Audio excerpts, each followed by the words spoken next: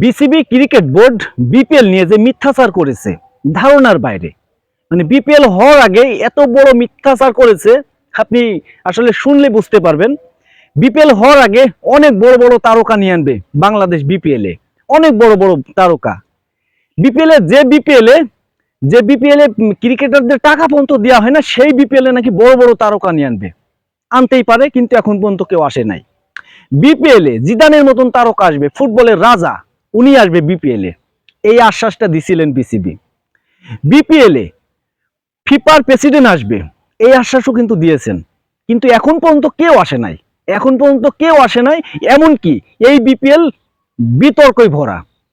ক্রিকেটারদের টাকা দেয় না, বিদেশি কোচ আসছে, তাদের টাকা দেওয়া হয়নি বলে রাগ করে চলে যায়। এইটা হচ্ছে বিপিএল। কিন্তু বিপিএল হওয়ার আগে অনেক আশ্বাস ক্রিকেট বোর্ড দিয়েছে, কিন্তু একটাও কার্যকারী করতে পারেনি। এমনকি বিপিএলটাও ঠিকভাবে নিয়ন্ত্রণ করতে পারেনি। এটাই হচ্ছে আমাদের বাংলাদেশ।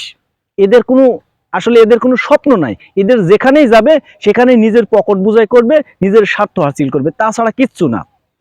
বিপিএল নিয়ে এত আশ্বাস দিয়েছে, বাংলাদেশের মানুষ এখন ক্ষুব্ধ বিপিএল নিয়ে। এই বিপিএল দিয়ে বাংলাদেশের সম্মানটুকু শেষ করে দিয়েছে। বিদেশ থেকে খেলোয়াড়দের এনে টাকা দেয়নি, সেই খেলোয়াড় বিসিবিতে অভিযোগ পর্যন্ত করেছে। বিদেশ থেকে কোচ আনছে, আনার পরে তাদের টাকা দেওয়া হয়নি দলগুলো। এইগুলো বাংলাদেশের একটা সম্মান না? আসলে এই সম্মানটা এই বিসিবি আমাদের নষ্ট করেছে, তাছাড়া কেউই নষ্ট করেনি।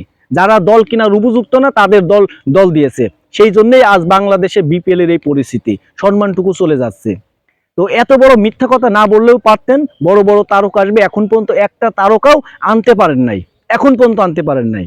আবার কবে আসবে? বিপিএল তো শেষের দিকে, হয়তো বা বিপিএল এর পরে আসতে পারে, কিন্তু বিপিএল এর আগে আর আসবে না আমার মনে হয়। তো এরা মিথ্যা কথা বলার কোনো দরকার নাই।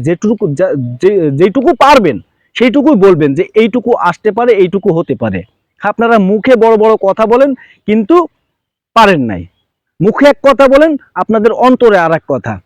সবই হচ্ছে দুর্নীতিবাজ।